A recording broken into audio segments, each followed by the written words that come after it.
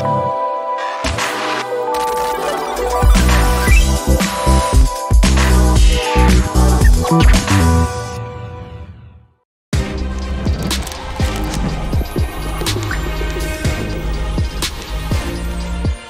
Radio Show. Audio, musique, podcast. Bonjour à toutes et à tous. Alors, bienvenue à cette table ronde sur le podcast de marque, un nouveau souffle créatif pour les marques. Alors, pourquoi créer un podcast quand on est une marque ? Quels sont les atouts de ce nouveau format ? Comment le réalise-t-on ? Et comment aussi le diffuse-t-on ? Comment le faire connaître ? Donc, ce sont les grandes questions que nous allons aborder avec nos invités. Tout d'abord, alors Sandrine Verdelan, responsable de la communication externe du Secours catholique. Vous nous parlerez du podcast Fraté. Exactement, bonjour. Sarah Casson, directrice du service communication de l'Union sociale pour l'habitat, et vous nous parlerez de Bienvenue dans mon HLM. Et Mathilde Barbara, responsable communication interne et expérience collaborateur du groupe Bon Marché, et vous nous parlerez de Sous les Verrières. Tout à fait, bonjour. Bonjour. Alors, Laetitia Keller devait être avec nous, elle a eu un petit contretemps, donc nous serons que trois. Voilà, et je suis Cindy Honnet, fondatrice de l'agence Stratégie Podcast, spécialisée dans la création de podcasts de marque. Donc, bienvenue à vous et un grand merci de votre présence. Alors, pour commencer, je m'adresse à vous, Sandrine Verdelan. Donc, vous avez lancé le podcast Fraté pour le Secours catholique. C'est une fiction de 8 épisodes avec des voix connues. Alors, est-ce que vous pourriez nous expliquer comment a été imaginé le concept de Fraté ? Alors, bonjour à tous. Effectivement, on a lancé Fraté, donc, qui est une fiction sonore de 8 fois 15 minutes.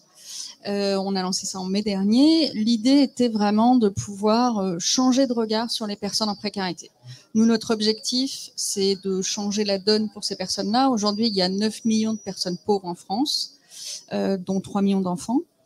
L'idée, c'est comment on fait pour arriver à toucher tout le monde et les convaincre que ça vaut le coup de changer les choses pour eux et pour nous, évidemment, et de vivre ensemble. Donc, la fiction, c'était un moyen de toucher le plus grand nombre, et le podcast, c'est cette idée de rentrer dans un univers très particulier où on est vraiment immergé et où on n'a pas les préjugés aussi de la vision. Parce que, évidemment, quand on travaille sur la question de la précarité, on a beaucoup d'images en tête sur qu'est-ce que c'est un pauvre, à quoi ça ressemble, où est-ce que ça vit et autres. Et donc là, l'idée du son aussi, c'est cette qualité de laisser à chacun l'imagination et de se laisser porter par les voix. Est-ce que vous aviez des enjeux spécifiques au début de la création du projet ? Alors, les enjeux spécifiques pour nous, c'est qu'aujourd'hui, le Secours catholique, c'est plus de 60 000 bénévoles et 900 salariés. On accueille 1,5 million de personnes par an. Donc, on avait aussi un enjeu interne de convaincre que cet outil-là pouvait véritablement nous aider à faire avancer la cause. Donc ça, c'était un des enjeux qu'on avait, alors qu'on sortait un podcast externe, d'aussi convaincre évidemment l'interne de cette aventure et de l'objectif d'aller sur aussi de la fiction, parce que évidemment, on a beaucoup l'habitude dans le secteur associatif de travailler sur du réel, de donner à voir, de faire des reportages, que ce soit avec des journalistes en interne ou avec des médias. Voilà, d'arriver à convaincre tout le monde que la fiction pouvait être un bon moyen et évidemment passer par le podcast. Et alors, c'était votre premier podcast. Pourquoi avoir choisi du coup ce format ? Enfin, quels étaient précisément les atouts du podcast pour faire passer vos messages ? Alors, on avait, comme je l'ai dit, effectivement, cette ambition d'arriver à toucher le plus grand nombre, de ne pas renforcer les préjugés par quelque chose de visuel. Et on a aussi la volonté de partager très largement. On a un public qui peut être les 500 000 donateurs, ils sont plutôt aisés, mais les 60 000 bénévoles, c'est pas obligatoirement le cas. C'est pas non plus le cas évidemment des personnes qu'on accueille. Et le fait que le podcast soit aisément écoutable, que ce soit un support gratuit, que ce soit facile à partager, que ça dure dans le temps. Parce qu'on a aussi cette volonté, on va être honnête, on ne peut pas refaire ça tous les matins non plus. C'est bien dommage, hein, on aimerait bien, mais c'est pas possible. Donc, il fallait aussi que ça ait une certaine durée de vie. Vous n'êtes pas là sur une sortie cinéma où au bout de 15 jours, tout ça est périmé, ou alors les visuels sont plus dans l'air du temps.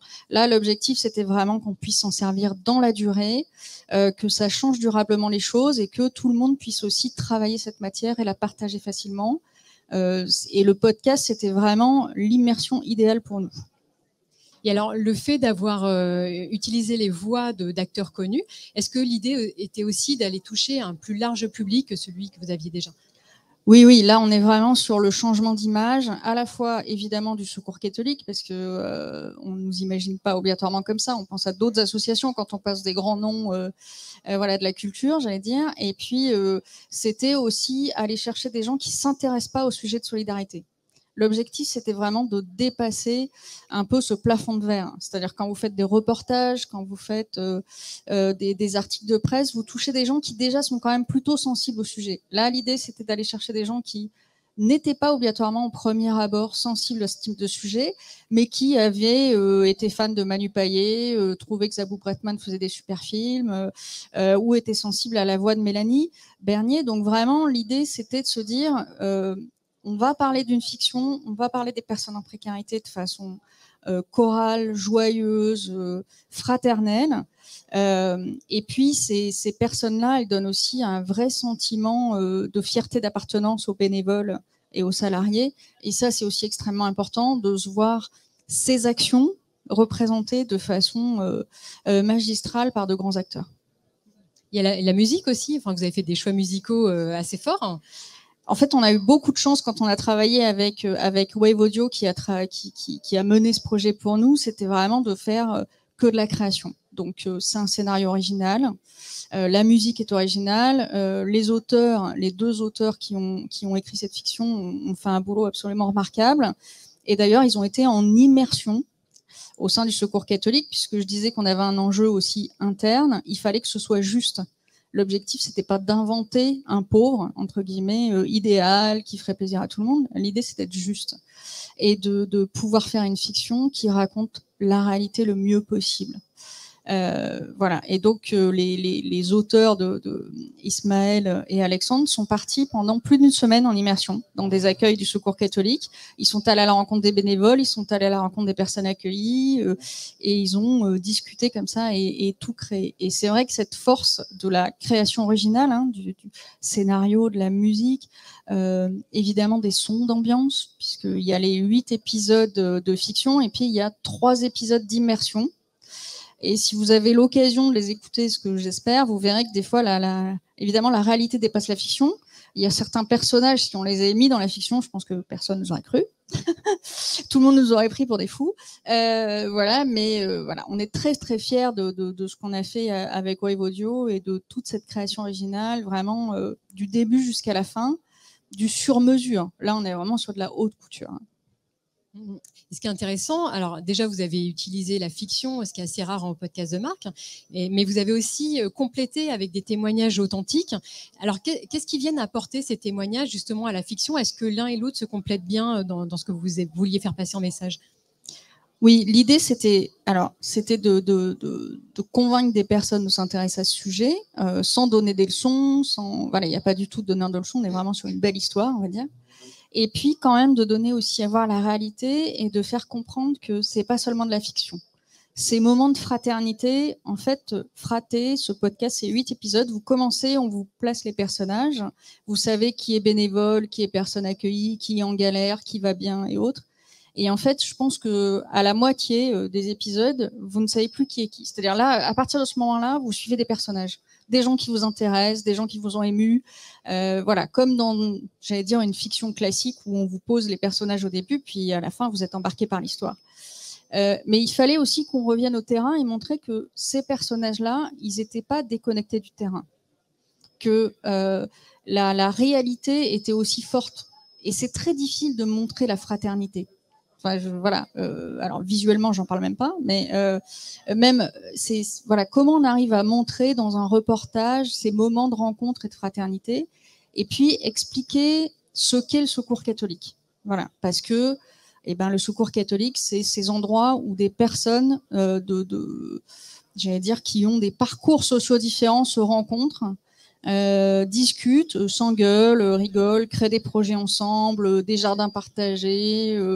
Voilà, ils font énormément de choses qui les aident les uns les autres. Et c'était important pour nous qu'on ait aussi cet écho du terrain pour ne pas être totalement déconnecté quand même.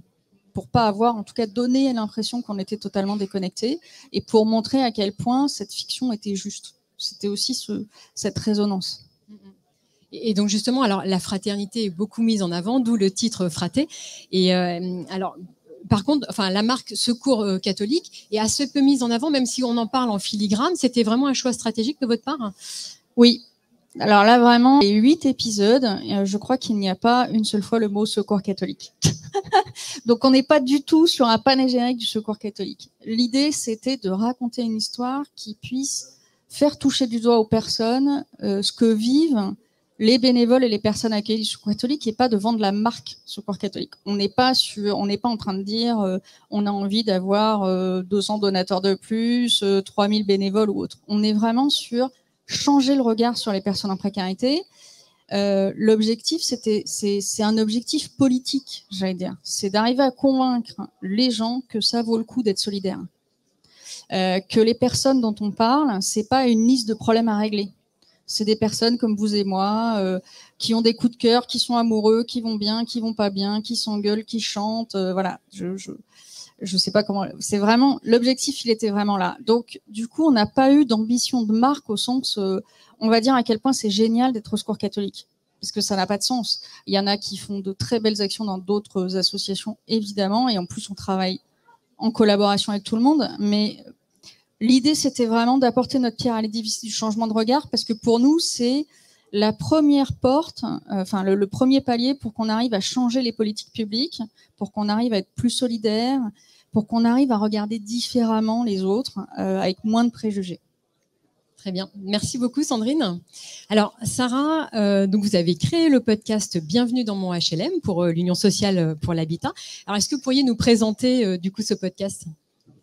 Oui, alors bonjour à toutes et tous. Il y a pas mal de choses dans ce que vous avez dit auxquelles j'aimerais faire écho. Pour le coup, on n'était pas du tout dans la fiction, hein. Bienvenue dans mon HLM, ça se base surtout sur des interviews, des témoignages, mais avec un objectif qui est assez similaire, c'est-à-dire de changer le regard qu'on peut avoir sur les HLM. Et on a fait ce podcast essentiellement parce que on a beaucoup de choses à dire en fait sur les HLM, et on s'est rendu compte via des précédentes campagnes où on prenait le temps de dire les choses, qu'on avait beaucoup plus d'impact et que ça avait beaucoup plus d'effet sur nos objectifs de changement d'image que via des campagnes un peu plus directes, un peu plus courtes, un peu plus punchline ou signate, voilà. Mais du coup, on s'est dit, on a une légitimité. Alors, l'Union sociale pour l'habitat, c'est une association, c'est une fédération qui représente les organismes HLM. Donc, on pourrait se demander, bon, quelle est la légitimité pour une fédération de prendre la parole auprès du grand public? Mais dans nos missions, certes, on fait du lobbying auprès des pouvoirs publics, certes, on accompagne les professionnels, mais on a aussi comme mission, une de nos principales missions est de revaloriser, alors j'aime pas trop dire utiliser ce terme, mais l'image des HLM, parce que en fait l'image des HLM n'est pas négative, mais peu importe. En tout cas, il y a pas mal de préconçus qui peuvent exister autour des quartiers HLM, et du coup, le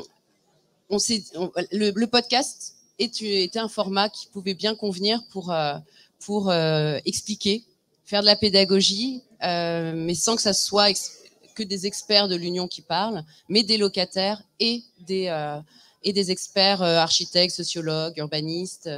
Voilà, donc bienvenue dans mon HLM, c'est avant tout, c'est tout le début, hein, on n'a fait que 4 épisodes, mais c'est avant tout des histoires qui permettent d'ouvrir la porte en fait sur ce que sont vraiment les logements sociaux. Alors, on peut peut-être écouter un petit extrait. On va demander à la régie si c'est possible. Je crois que c'est le premier épisode. 30 secondes. Comment concilier logement durable, vie de quartier et petits loyers? À quoi ressembleront les logements de demain? Et si certaines réponses se trouvaient dans les HLM?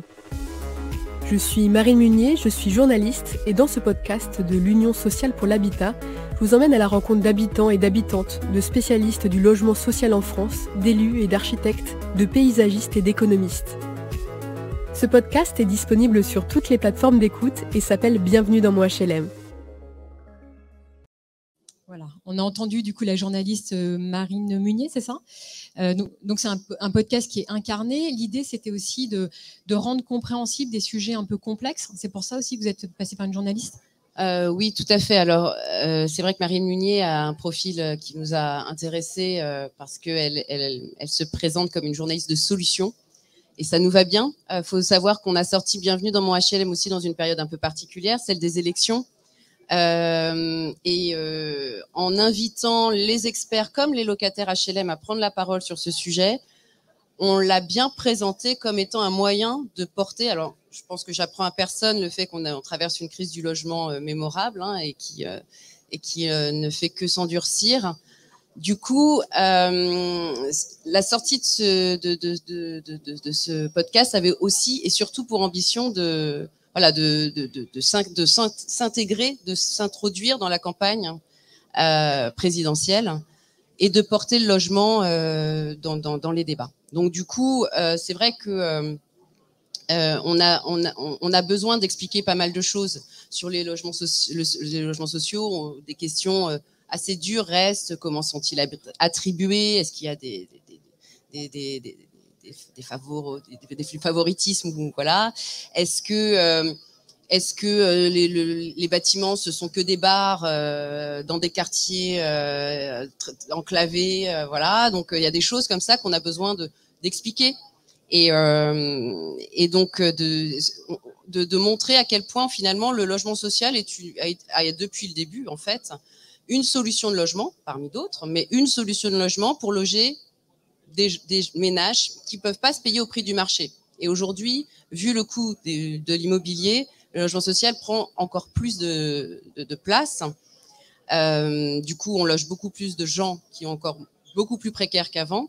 Du coup, voilà, c'est un peu un besoin de plus de construire plus. Il y a de plus en plus de gens dans la rue. Donc tout ça, on a besoin de le dire. C'est-à-dire que le logement social, c'est un moyen pour lutter contre la baisse du pouvoir d'achat, par exemple. C'est un moyen aussi pour contribuer à la transition énergétique. Alors là, ça paraît un peu, quand je le dis comme ça, mais si, en fait, parce que les logements qui sont construits ou réhabilités sont aujourd'hui moins énergivores, faits avec des matériaux de meilleurs, qui respectent mieux l'environnement. Et surtout, il y a des problématiques, parce que les organismes sociaux ont des missions sociales qui imposent de prendre en compte la précarité énergétique, des choses comme ça. Je ne vais pas rentrer dans tout le détail, mais du coup, ces 4 épisodes du podcast Bienvenue dans mon HLM ont eu la volonté de clarifier un petit peu comment le logement social peut permettre un accès au logement, comment on peut inclure et participer à la mixité sociale, le vivre ensemble,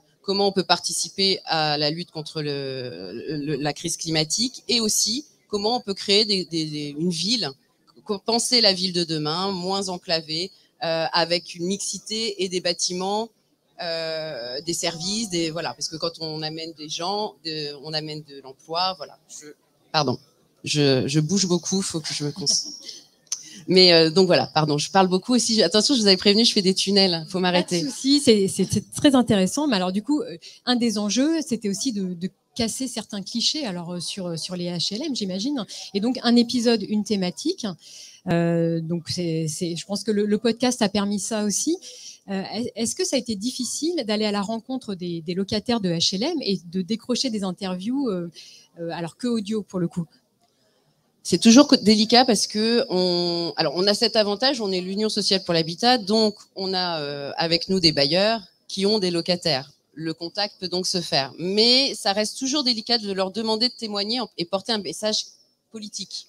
Et puis en plus sans rien leur promettre derrière de plus par rapport à leurs problématiques personnelles, qui sont parfois extrêmement dures. On est quand même sur des ménages parfois qui traversent des des parcours de vie, qui sont dans des parcours de vie un peu difficiles, voire très.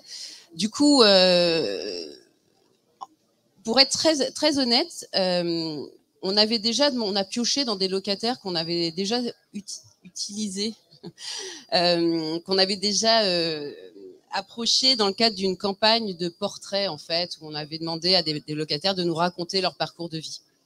Parce que on aime quand même à rappeler que les logements, on les fait pas pour les organismes HLM, mais avant tout pour ceux qui y vivent.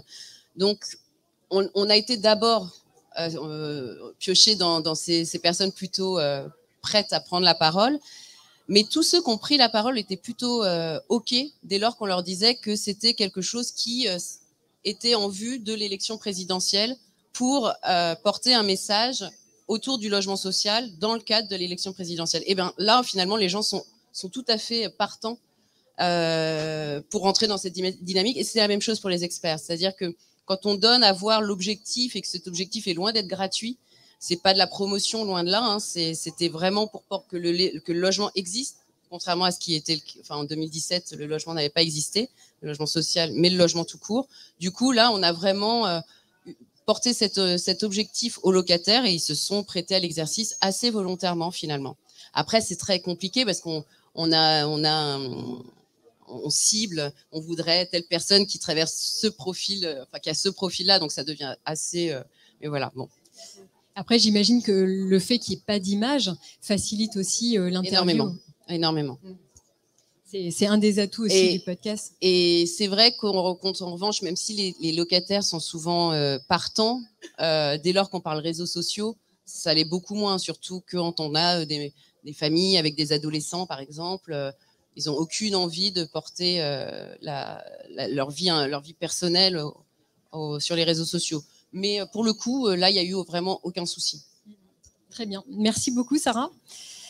Alors, Mathilde, on change de contexte. Tout à fait. Donc, vous avez créé le podcast Sous les Verrières, qui raconte l'histoire du Bon Marché Rive Gauche et de la Grande Épicerie de Paris.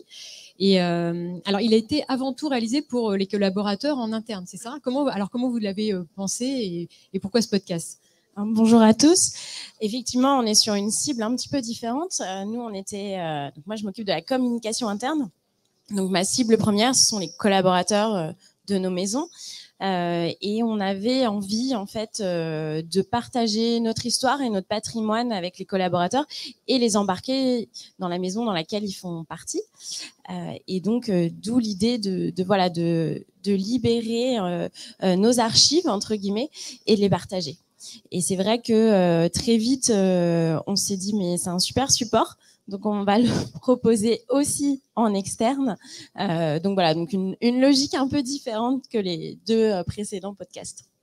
Et alors, comment il a été accueilli d'abord en interne ? Est-ce que ça a été apprécié par les différents services aussi que vous touchiez ? Oui, alors effectivement, déjà, c'est un travail qui relie plusieurs services, effectivement, la communication, le service patrimoine, mais aussi la formation, puisque ces supports, en fait, on les a voulu un peu comme le Secours catholique, on a voulu quelque chose qui reste dans le temps, qui soit pas marqué, qui nous permettent d'utiliser le contenu encore et encore. Donc, en fait, l'accueil a été assez simple et assez évident. Donc, un très bel accueil, que ça soit aussi en externe qu'en interne. Et comment vous avez travaillé avec les autres services, justement, pour créer le podcast que vous parliez du service patrimoine ? Ils vous ont aussi apporté, j'imagine, du contenu pour agrémenter la narration ? Ah oui, alors c'est vrai que sans eux, on peut pas raconter grand-chose. On les a. Alors nous, on a défini effectivement des thématiques qu'on avait envie de partager et de mettre en avant. Et avec nos collègues du patrimoine, on est allé dans les archives fouiller effectivement pour aller rechercher les anecdotes et créer cette histoire. Donc on a travaillé avec. D'abord, c'est vraiment ce premier pas, c'est travailler avec elle, et ensuite très vite avec le journaliste qui nous accompagne pour construire effectivement une histoire qui a du sens et qui embarque l'auditeur. Et alors, le journaliste qui incarne ce podcast met aussi en avant pas mal de valeurs en fait qu'on connaît pas forcément concernant le bon marché. C'était vraiment aussi un de vos objectifs en fait de montrer ce côté-là du bon marché qui est pas bien connu en fait. Oui, tout à fait. Alors, on s'est aperçu avec le confinement que nos communautés, qu'elles soient internes ou externes, appréciaient aussi l'histoire qui rayonnait autour de nos maisons, que ce soit pour la grande épicerie que pour le bon marché. On a vraiment eu envie de partager ce patrimoine. Et voilà, l'histoire s'est installée de façon logique avec les différents services et avec effectivement ce journaliste qui nous a aidés à construire l'histoire. Alors pour qu'on puisse se projeter un petit peu, quels sont les différents personnages que vous présentez, les différents sujets au travers des épisodes ? Alors nous, on n'a pas de personnage central. Le personnage central, c'est vraiment le bâtiment, notre histoire. Et chaque épisode est consacré à une thématique. Donc le premier épisode, on l'a consacré pour le coup à un des personnages emblématiques de notre histoire, qui est Marguerite Boucicaut, qui est la femme de notre fondateur, qui a fait beaucoup pour les avancées sociales à l'époque. Et très vite, on lui a consacré les 15 minutes du premier épisode. Et le deuxième épisode était lui consacré à comment on passe d'un magasin plutôt textile à un magasin alimentaire avec l'arrivée de la grande épicerie.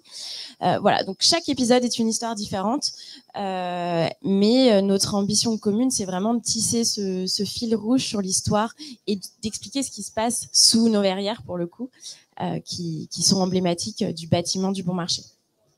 Très bien, merci beaucoup.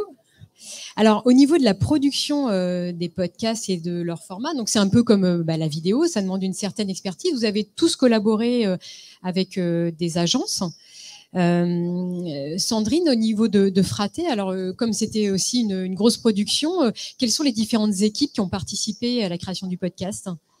Alors oui, c'est un gros boulot. Donc nous, on a travaillé main dans la main avec Wave Audio, avec qui on a créé ce podcast. On a commencé déjà en interne. La collaboration se faisait entre Emmanuel Mestre, qui est mon collègue qui gère tous les contenus, donc qui lui pilote les journalistes à l'intérieur du Secours catholique et le site web. Et on avait tous les deux envie de créer un support, après avec une vision différente, ce qui explique aussi cette espèce de podcast bigou, comme les chewing-gums, vous savez. C'est avec un côté fiction et un côté réel. C'est que lui était très dans le réel parce que reportage, parce que la voix des personnes, c'est tellement important, ce qui est vrai.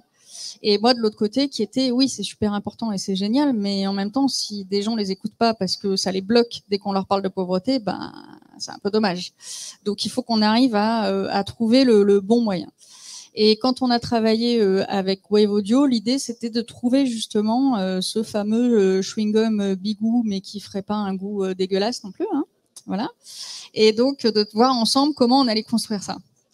Et c'est là que c'était extrêmement important, cette collaboration, parce que nous, on arrive avec un rêve, avec une envie, avec l'objectif de casser le plafond de verre, voilà. Et on essaye au début, ils essaient de nous ramener dans un principe de réalité, hein. Donc voilà. Donc oui, il va peut-être y avoir des gens connus, mais peut-être qu'on n'en aura pas tant que ça.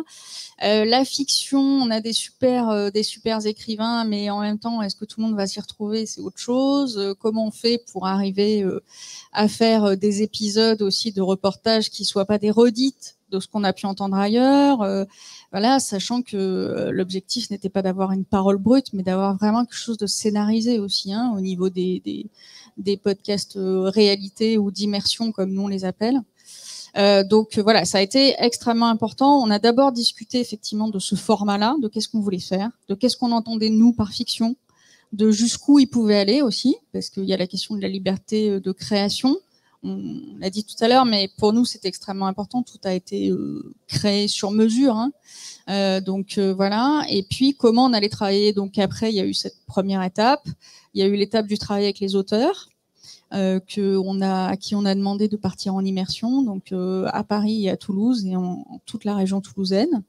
Donc ça, c'était les deux étapes un peu clés où là, on a un peu testé nos limites à chacun, c'est-à-dire qu'est-ce que nous, on avait en tête, qu'est-ce que eux visualisaient, comment ça allait se passer. Et honnêtement, je crois qu'on peut le dire, et Thomas est là, enfin, ça s'est passé de façon extrêmement fluide. L'avantage, c'est que vraiment, les auteurs, et notamment parce que ça a été quand même le point d'ancrage, hein, c'est le début, cette histoire. Ce scénario, c'est vraiment le début qui donne l'impulsion pour tout le reste. Ils ont fait un travail remarquable et du coup, on s'est assez vite entendu autour de l'histoire. Ils le disent d'ailleurs dans des interviews qu'ils ont faites, hein, ils ont eux-mêmes été transformés par la rencontre, par leur immersion. Voilà. Donc du coup, ça se ressent dans la façon dont ils ont écrit l'histoire. Il y a cette progression, il y a cette rencontre. Voilà. Et nous, c'est un peu ça aussi. On a progressé pas à pas. Donc nous, on a découvert, on avait une idée de comment on faisait un podcast, mais assez lointaine. Hein, on n'est pas des professionnels. Donc à chaque fois, il a fallu qu'on prenne en compte les contraintes et puis qu'on arrive à construire en ça à partir du scénario. Voilà, qui allait réaliser. Charlène, la réalisatrice, a fait aussi un travail absolument dingue. Après, avoir les acteurs. Donc là, on a des planètes qui se sont alignées. C'est aussi la chance, hein, ça fait partie du projet. Voilà, avec Zabou qui est venu jouer cette bénévole pilier du lieu d'accueil, avec Manu Payet qui nous a dit OK pour venir jouer Mitch, voilà, et Mélanie Bernier qui a le rôle principal, hein, qui est Pauline, cette mère de famille de 2 enfants qui se retrouvent en galère, voilà, suite à une séparation. Voilà, tout ça a merveilleusement fonctionné. Il a fallu passer par cette étape d'enregistrement, donc il faut que tout le monde soit disponible au même moment. Vu les acteurs, il y avait une quinzaine d'acteurs à rassembler. Et là, on vous parle des 3 têtes d'affiche, mais voilà, il y en a 12 autres. Il fallait quand même que tout le monde soit un peu disponible, hein. Même si ça prend que 3 jours, c'est 3 jours. Voilà. Et puis arrivé aussi, il y a eu le challenge dans cet enregistrement formidable de les faire chanter aussi, parce que je fais un petit teasing, hein, mais si vous écoutez Fraté, vous entendrez tout le monde chanter aussi, une vraie chorale. Donc voilà, on a eu plusieurs étapes comme ça, et après il a fallu voilà, qu'on travaille ensemble sur les résultats. Il y a eu 2, peut-être 3 petites choses à changer, mais honnêtement, c'était enfin voilà, vraiment quasiment rien, parce que justement on a toujours discuté, dialogué, et je crois qu'ils ont bien compris ce qu'on voulait faire. Voilà, et que on n'était pas sur on vendait pas le produit Secours catholique. On vendait ces gens, entre guillemets, si je peux employer le mot vendre, mais en tout cas, on mettait en lumière tous ces gens formidables qui faisaient des trucs formidables ensemble. Et du coup, ça donne effectivement cette fiction pas misérabiliste du tout, très feel good, et en même temps pas naïve. Voilà. Et je pense que la clé, c'est la discussion permanente, l'échange, le travail. Dès qu'on avait un doute, on en posait des questions. Ils n'ont pas trouvé nos questions ridicules. Et on en a eu parce que quand vous lancez dans ce genre d'aventure, voilà. Et puis nous, je dis nous parce que c'est toute l'équipe, Charlie, Christelle qui sont là, Emmanuel, voilà, on est aussi allé faire les ambassadeurs en interne. Parce que, évidemment, quand vous lancez ce genre de projet, il faut que vous embarquiez l'interne aussi. Donc voilà, chacun a fait sa part un petit peu de travail ensemble, de prendre en compte les contraintes des uns et des autres. Donc il y a eu une très belle synergie entre les équipes, des contraintes de planning quand même.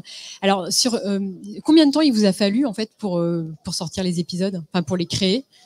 Et est-ce que vous aviez la contrainte des élections électorales pour les publier? Alors, on s'était mis au départ, on a mis environ, j'allais dire, entre les premières discussions ensemble avec Wave Audio et la sortie du podcast, c'est 1 an de projet, hein, voilà. On avait pour ambition au départ de le sortir avant les élections présidentielles. Bon, comme vous avez vu, les élections présidentielles ont été un petit peu particulières, on va dire. Et puis la guerre en Ukraine, et puis, enfin bon, voilà.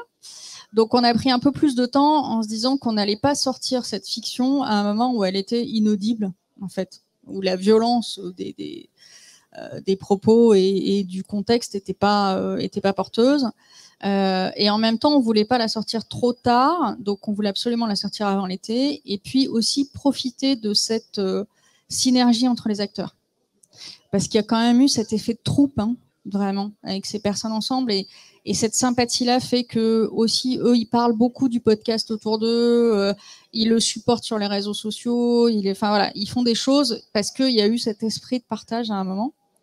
Donc je dirais qu'en revanche pour la création, là c'est plutôt du côté de Charlène avec Wave, mais effectivement ça a pris le temps déjà de faire le casting, de réunir tout le monde, d'avoir le studio, voilà. Et après, dans la création pure, j'allais dire, une fois que l'enregistrement a été fait, Charlène a mis un bon mois pour essayer de tout monter, ce qui est déjà un moment record, parce que effectivement, c'était extrêmement chargé. Et elle s'est en plus servie pour toute la mise en son des immersions, du son qui avait été réalisé par l'autre réalisatrice qui avait réalisé les immersions. Voilà, donc ça se croise. C'est-à-dire qu'à un moment, quand vous entendez des enfants dans la fiction Fraté, c'est les enfants que vous réentendrez par un biais ou un autre dans l'immersion dans la Maison des Familles de Toulouse. Voilà, donc il a fallu un mois, mais je pense que ça a été un mois assez intense pour Charlène. Elle est partie en vacances d'ailleurs juste après, hein, je vous le dis. Donc voilà, mais oui, ça prend du temps et la contrainte des élections, on s'est dit que les élections législatives c'était bien aussi, que l'été ce serait bien aussi. Et comme on est tous sur un format plus durable, hein, donc voilà, on espère que même en hiver, les gens auront quand même envie d'écouter Fraté. Bah, bravo pour cette grande production. Alors Mathilde, vous aussi vous avez été accompagnée par une agence. Comment ça s'est passé cette expérience et comment vous avez réussi à coordonner aussi les services, les différents moments, les différentes étapes de production du podcast? Alors nous, effectivement, on a accompagné par Media Meeting qui connaît bien notre histoire. Parce on avait pu les embarquer dans notre histoire par un premier podcast qui était lui pour le coup 100% interne, qu'on a voulu réorienter, voilà, avec cette envie de partager notre patrimoine. Alors nous, on est allé voir nos collègues. Hein, et déjà, on a raconté un peu l'ambition. On leur a dit voilà, c'est enregistré. Et en fait, on a déjà eu tout de suite une adhésion. C'est-à-dire que c'est pas filmé, c'est cool. Donc ça lève pas mal de freins. Ça permet aussi d'adhérer un petit peu plus vite. Et ensuite, très vite, voilà, on propose un sujet. On regarde ce qu'on a dans les archives, si effectivement on a la matière suffisante, et puis une petite réunion avec le journaliste, et là très vite on a le fil conducteur. Pareil, après il faut croiser les agendas, trouver une journée pour enregistrer, et aussi enregistrer les voix, c'est une chose, mais aussi effectivement enregistrer les bruits qui vont permettre de construire l'immersion, qui est hyper importante, parce que effectivement le podcast c'est aussi stimuler l'imaginaire et plonger les auditeurs dans un univers. Et ça, c'était vraiment très important pour nous. Donc, il y a des sons qu'on peut enregistrer, des sons qu'on a effectivement aussi trouvés ailleurs, hein, parce que l'idée, c'est de plonger les gens dans les années 1800, donc les sons sont plus tout à fait les mêmes qu'aujourd'hui. Mais voilà, donc en fait, une production, nous, pour le coup, un peu plus rapide. Je pense que de notre idée de départ jusqu'à la sortie du premier podcast, on peut compter à peu près 6 mois. Donc on est un petit peu plus flexible aussi, nous, en ayant nos acteurs, nos voix en interne. Mais voilà, en tout cas pour la production. D'accord. Et alors, un podcast, c'est aussi, il faut lui attribuer une identité sémantique, sonore, graphique. Est-ce que l'agence vous a aussi accompagné dans la création de cette identité du podcast? Alors, oui. Alors, pour être très franche, nous, on est arrivé avec une idée assez ficelée. On avait déjà le nom. Voilà, le nom s'est imposé, le nom sous les verrières, parce qu'on parle beaucoup de verrières dans nos bâtiments. Elles sont emblématiques aussi dans notre histoire. Hein. Je vous rappelle que le Bon Marché, c'était le premier grand magasin au monde, et l'idée, c'était de mettre de la lumière du jour à l'intérieur de nos magasins, pour éviter voilà, tout ce qui était incendie, qui était une grosse problématique dans le commerce à l'époque. Donc, enfin voilà, ces verrières qui ont traversé le temps et qui abritent toutes nos histoires, qui ont abrité les histoires passées, mais aussi les actuelles et à venir. Donc, on trouvait ça symbolique d'appeler le podcast de cette façon. Et en termes, effectivement, nous, on a développé une identité avec un logo, avec voilà, le visuel était quand même un petit peu là, malgré qu'on soit sur un support audio. Et là, on a travaillé avec encore une autre équipe interne pour développer voilà, cette identité et qu'on soit toujours connecté à notre patrimoine. Et au positionnement que vous aviez Tout à fait. choisi. Très bien, merci. Et de votre côté, Sarah, comment s'est passé du coup la création du podcast avec votre agence? Alors, très bien, même si je me rends compte maintenant que c'était plus que record, même si j'avais bien compris. Mais bon, parce qu'en fait, ce que j'ai pas dit tout à l'heure, c'était que le podcast venait compléter une campagne grand public que nous avions prévu de sortir. Ça s'appelait « La France a besoin de toi ». Et on avait fait l'achat média prévu sur le mois de janvier. Et on s'est dit, on a sorti une consultation, je ne savais pas trop si c'était vidéo ou podcast. On a sorti une consultation en octobre-novembre même, je pense, en disant, pour janvier, on veut des vidéos ou des podcasts qui viennent nourrir, parce que la campagne, c'est du print, c'est dans la presse, c'est du digital. Ça ne suffira pas. C'était de super print, super visuel, avec sous la signate « La France a besoin de toi », mais c'est ce que je disais tout à l'heure, ça ne suffit pas. Donc, on voulait du contenu. L'agence à l'attaque nous a répondu et on a retenu sur leur offre en nous proposant des podcasts plus vidéo, donc un format un peu hybride. Mais là, on était en fin novembre, début décembre, je pense. Et donc, en association avec Nouvelle Écoute, on a sorti le premier épisode fin janvier, pour bénéficier en fait de mon enveloppe d'achat média que je pouvais pousser jusqu'à fin janvier, mais pas plus pour des raisons administratives et budgétaires, vous en doutez. Donc du coup, je me rends compte que en fait, je croyais que j'avais trouvé cette collaboration super confortable, mais en fait, je ne sais pas si vous l'avez bien vécu au final. Et donc voilà.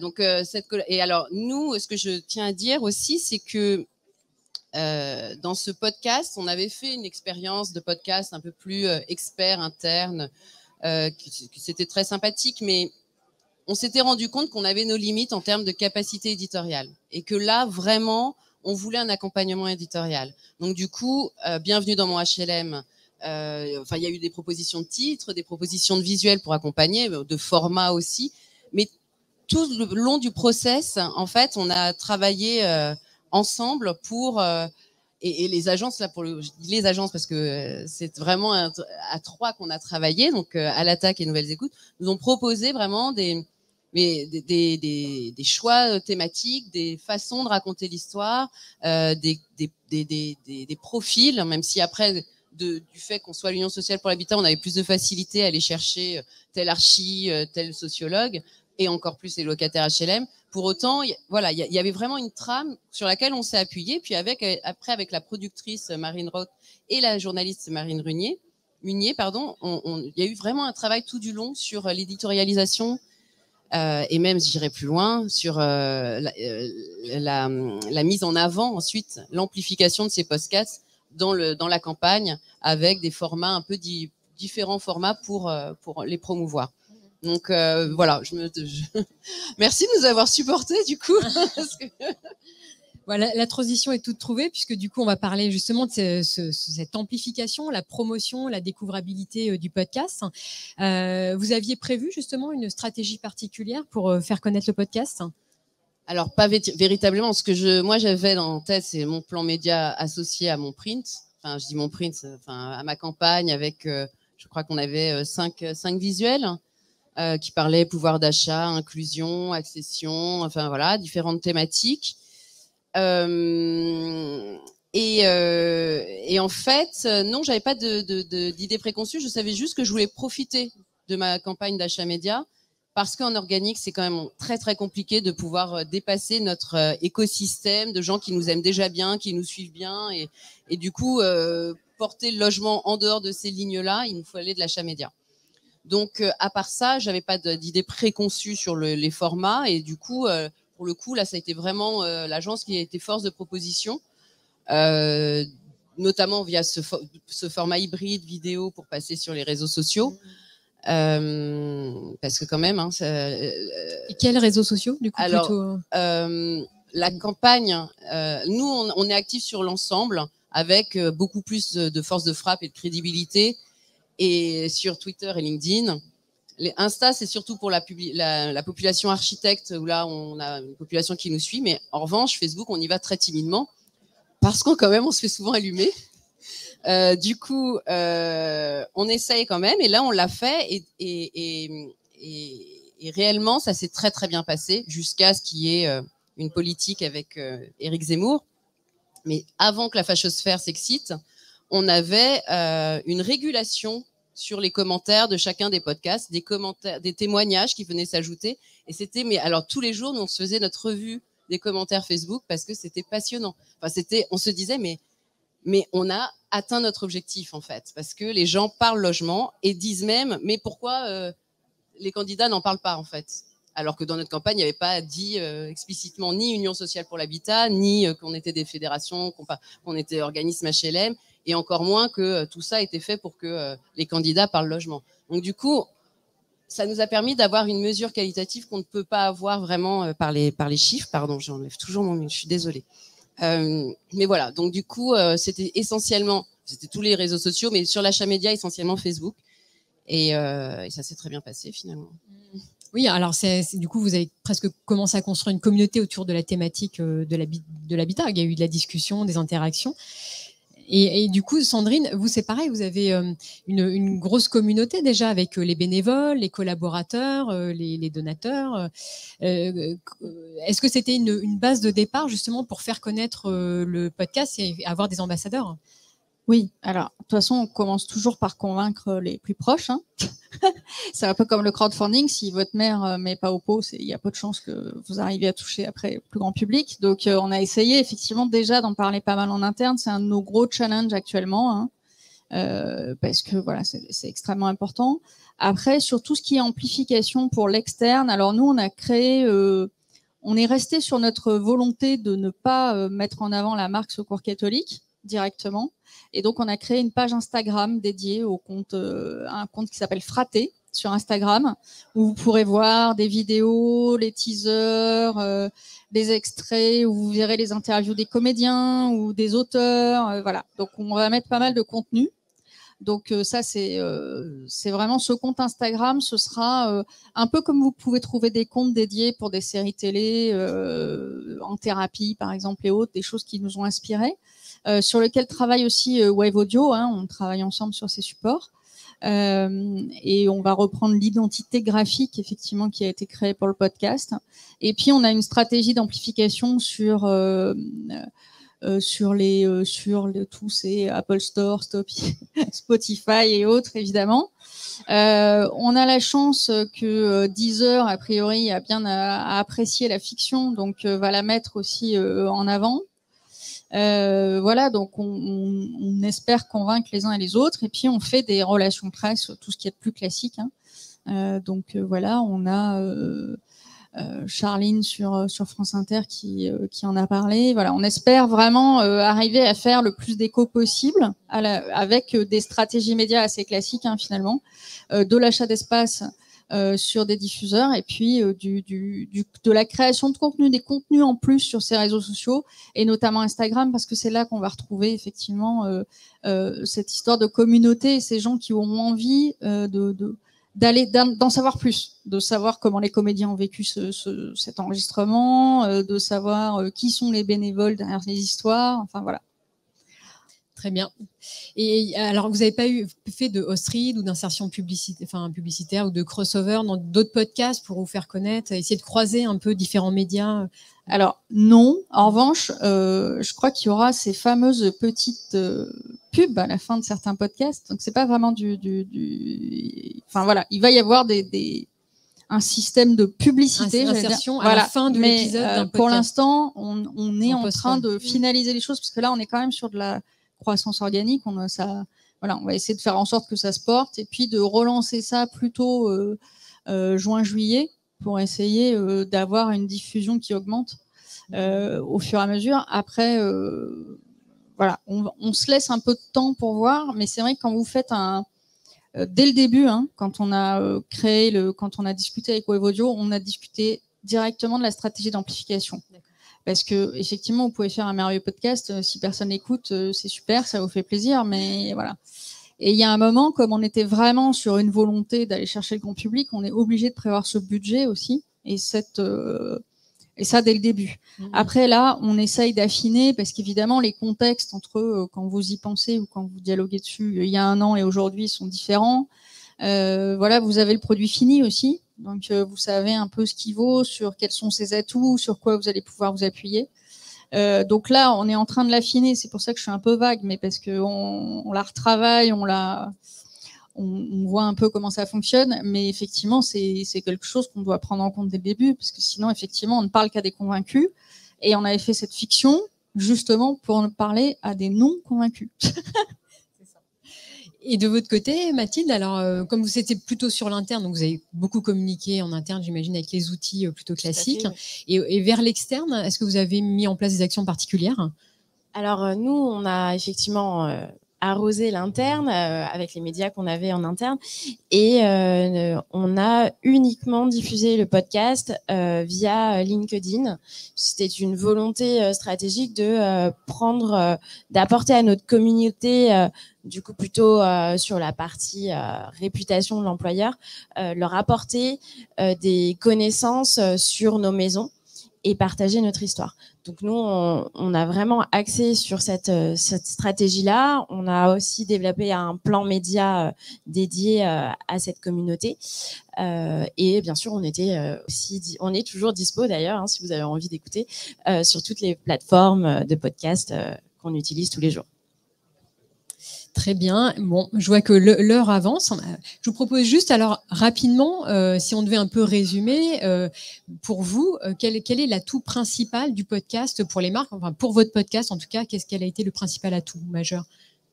Alors moi, ça a été vraiment la simplicité d'exécution et l'adhésion qu'on a pu avoir avec les participants déjà, puisque c'est le premier pas dans l'expérience du podcast, c'est l'enregistrement. Et on a accroché tout de suite notre public interne sur le support. Merci. Et vous, Sarah?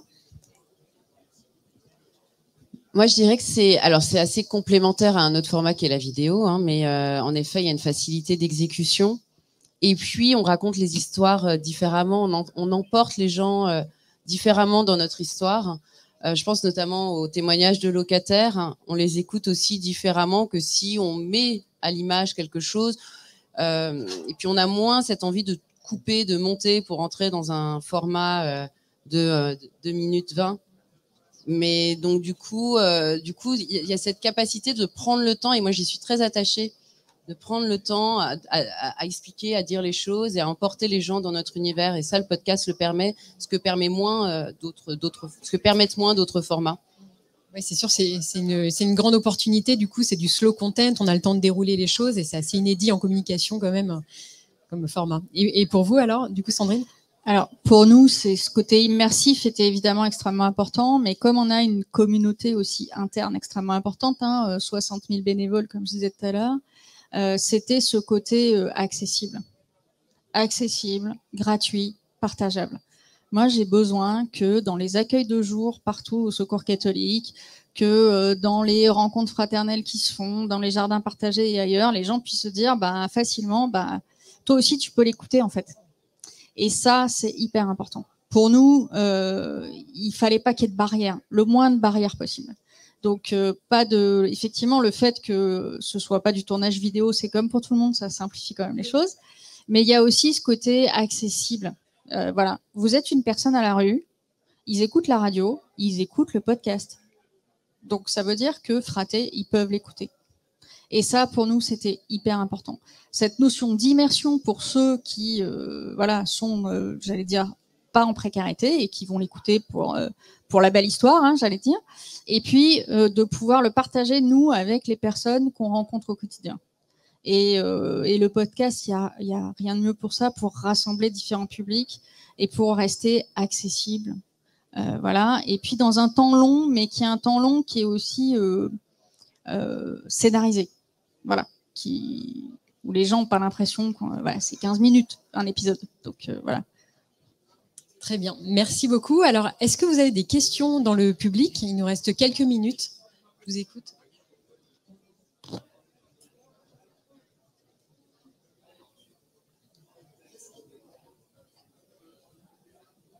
Merci. Une question un peu triviale, pour savoir quel était à peu près le budget que vous vous étiez alloué pour cette opération. Alors, moi, je ne donnerai pas de budget parce que le problème, c'est que d'un côté, si je donne le budget à mes donateurs, ils vont trouver ça indécent. Si je vous donne le budget à vous, vous allez vous dire, mais comment ont-ils fait? Parce qu'en fait, voilà, nous, on est une association, donc obligatoirement, les acteurs ne sont pas venus au même tarif que s'ils avaient travaillé, effectivement, je pense, pour le bon marché, par exemple. Donc voilà, moi, je peux pas vous donner évidemment de tarifs de ce côté-là, mais voilà. Je pensais que les acteurs étaient bénévoles, mais ils n'étaient pas bénévoles quand même. Pardon. Non, les acteurs sont pas bénévoles, ils sont à un tarif quasi. Enfin, pour eux, c'est du bénévolat. Hein. Voilà. Mais l'objectif pour nous, et là, je le dis parce qu'on le fait quasiment sur toutes nos opérations, on n'est pas en pro bono parce que tout travail mérite salaire. Alors pas le salaire qu'ils ont habituellement, mais quand même. Et deuxièmement, parce qu'on reste maître d'œuvre. Il y a un moment, c'est nous qui sommes à la manœuvre. Donc, si vous ne payez pas les gens, si vous ne les rétribuez pas, si vous n'êtes pas dans une relation qui a été codifiée au départ, voilà, ça devient compliqué. Mais ça, c'est notre état d'esprit. Hein. Voilà, on préfère travailler comme ça, et c'est le cas pour toutes les agences, j'allais dire, avec lesquelles on travaille. On ne peut pas les payer effectivement au tarif où elles seraient payées par une grande marque, mais en revanche, on tient à ce que ça se fasse dans de bonnes conditions, que les gens avec qui on travaille, ils ne doivent pas se saigner aux 80 pour travailler. Enfin, voilà. Donc c'est un peu comme si vous aviez une part de salaire et une part de bénévolat. C'est-à-dire, selon la notoriété des acteurs, la part de bénévolat a été plus ou moins importante, on va dire. Est-ce que je peux répondre? Oui. Alors après, moi, l'enveloppe est un peu fausse parce qu'il y avait beaucoup de choses dedans. On a fait, je ne suis pas rentrée dans tous les détails, mais en effet, il y avait plusieurs formats. Mais l'enveloppe, il faut se dire que c'était entre 40 et 50 K. Voilà. Alors moi, je ne vais pas pouvoir vous donner de chiffres non plus, mais je peux vous dire que c'est moins cher que la vidéo. Est-ce qu'il y a une autre question? Oui. J'ai juste une petite question par rapport... vous êtes des marques ou c'est un peu compliqué pour les associations, etc. Mais est-ce qu'il y a eu une discussion, parce que vous parlez de gratuité, d'accessibilité, etc. Et donc c'est chouette, mais de mettre de l'argent dans quelque chose qui va être du coup gratuit, &co. Est-ce que vous avez une question par rapport aux plateformes, à la diffusion et le fait de diffuser ce podcast sur les plateformes, mais aussi sur votre site, qui pourrait en même temps vous amener de nouvelles personnes, de nouveaux bénévoles, de nouveaux clients, etc. Enfin, voilà. Est-ce que vous avez des discussions autour de ça et des débats? Alors, nous, on a effectivement tout, on est disponible sur toutes les plateformes de podcast, et y compris sur notre site web, avec des contenus en plus. Et sachant que Fraté inaugure en fait la création de l'espace podcast sur le site web du Secours catholique. On n'a pas eu tant de questions que ça, c'est des questions qu'on se pose toujours, mais que j'allais dire on se pose sur les réseaux sociaux. C'est-à-dire, voilà, chez Facebook, on a une page Facebook, on n'est pas chez nous. Donc à chaque fois que Facebook change les règles du jeu, on est obligé de s'adapter. Donc c'est pour ça qu'on multiplie, on met pas tous les œufs dans le même panier, j'allais dire, et qu'on multiplie les supports. C'est pour ça que, mais après ça rentre dans une stratégie plus globale digitale, hein, mais c'est vrai que par exemple, on a refait tous les sites web de délégation, il y a 72 délégations au Secours catholique, on leur a pas dit laissez tomber le site web parce que c'est chiant et faites une page Facebook, ça va être plus facile. Non, on veut rester chez nous. On a par exemple, on n'essaye pas de développer trop notre page YouTube non plus, parce que effectivement YouTube vous donne pas accès aux personnes qui vous suivent. Ils en sont propriétaires entre guillemets. Donc voilà. Mais ça c'est des questions plus larges en termes de réseaux sociaux. Sur les plateformes, on n'a pas, on s'est moins posé la question dans le sens où on est propriétaire de notre fiction. Eux, ils nous permettent de la diffuser. Et on a besoin d'eux pour toucher les choses, pour toucher les personnes. Donc voilà, après c'est plus simple. Mais nous, tout est accessible sur notre site web avec des contenus complémentaires.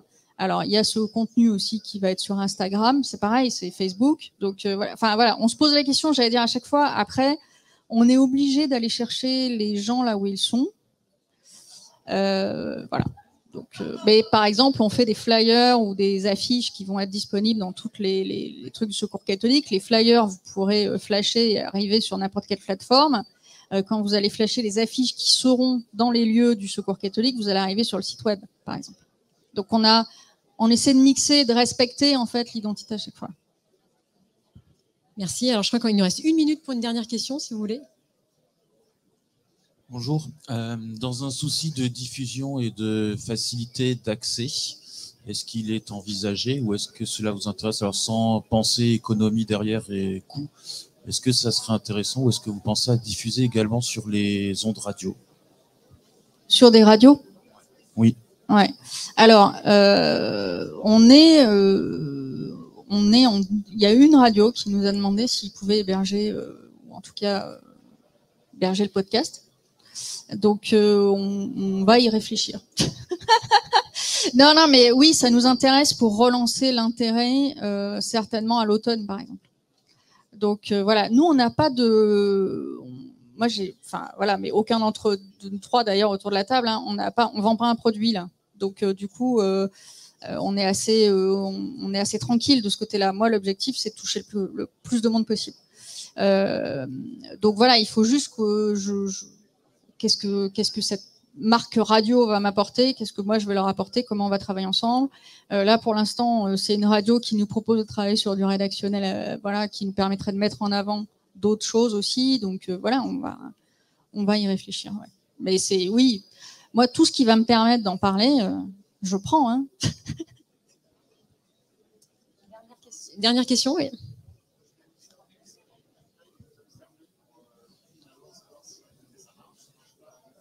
Les KPI, en fait, que vous avez. Les KPI que vous observez pour savoir si ça fonctionne ou pas, en fait. Alors, la durée. Ouais, alors d'abord, on a je parle nous, Secours catholique, on a Radio Moquette, déjà, parce que si les gens, ils écoutent, ils en parlent, ils partagent, on est super contents. Donc, nous, par exemple, Pierre, on était en séminaire, tout le monde est venu nous parler de fraté, voilà, donc on a quand même cet enjeu interne qui est aussi important là-dessus.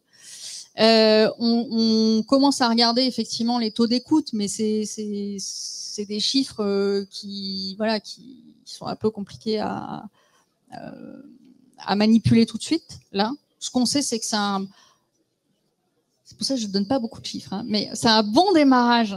Voilà, c'est un très bon démarrage. Voilà. Après, c'est un très bon démarrage aussi parce que c'est un produit très original. Voilà. Et puis, on va avoir des relations presse. Donc, et on a cette stratégie d'amplification qui va arriver. Donc, pour l'instant, nous, on est plutôt sur un bon démarrage, mais on s'est pas mis d'objectif. L'objectif vraiment, c'est, on le fera dans 6 mois quand on verra si l'interne s'est vraiment approprié l'outil, que les plateformes ont apprécié, que ça s'est partagé et comment on peut s'en servir. Donc, pour l'instant, on est plutôt dans les premiers retours. Voilà, donc c'est vrai que c'est un peu neuf pour vous donner vraiment une idée, mais nous, ça va être la sensibilité. C'est vrai que c'est. Alors nous, on a l'avantage d'avoir eu un plan média, donc on avait des chiffres, hein, et ça a cartonné dès le démarrage, puisqu'on a eu rapidement. Enfin, j'ai pas regardé les derniers chiffres ce matin, mais j'espère que ça continue de progresser, mais on était à 15 000 écoutes à peu près. Du coup, mais pas de la totalité, on va dire 3 minutes 30, 15 000 écoutes. Voilà, je pense que c'est vraiment pas négligeable. En revanche, nous, certes, on va refaire des relances, mais là, on travaille sur de nouveaux épisodes parce qu'on croit intimement que, donc je dis on parce que c'est partagé, que c'est en créant de nouveaux contenus. Puis en plus, on a tellement de choses à raconter sur la HLM que voilà. Mais c'est en créant de nouveaux contenus qu'on va pouvoir. Voilà, on n'a que 4 épisodes aujourd'hui. Là, dans 15 jours, il va y avoir maximum 15 jours, il va y avoir de nouveaux épisodes qui vont sortir. Mais après, en organique, on va mesurer sur le flux des chiffres. Mais je pense que vraiment, dès lors qu'on fait que dans un autre podcast, le journaliste parle du podcast. Enfin voilà, on a fait quelques petites choses comme ça de sponsoring.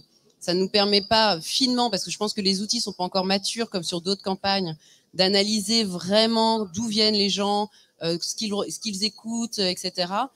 Mais ça, voilà, on mesure ça bien sûr attentivement. Et puis après, il y a le Kali dont je parlais tout à l'heure.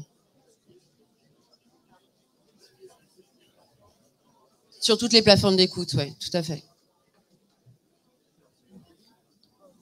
Alors moi, je vais répondre rapidement. Nous, on a une logique qui est différente parce que nous, notre cible première, c'est l'interne. Donc effectivement, on a un petit outil qui nous permet en interne de voir le nombre d'écoutes. Mais c'est vrai que Radio Moquette est souvent très utile. Et sur LinkedIn, pareil, les retours sont... Enfin, on est encore trop jeune et on n'a pas encore de recul nécessaire pour analyser les chiffres. Voilà, on n'a sorti que 3 épisodes. C'est encore très frais pour pouvoir vous donner une réponse précise. Bon, c'est terminé. Merci beaucoup. Merci d'avoir répondu aux questions. Merci à vous tous de nous avoir écoutés.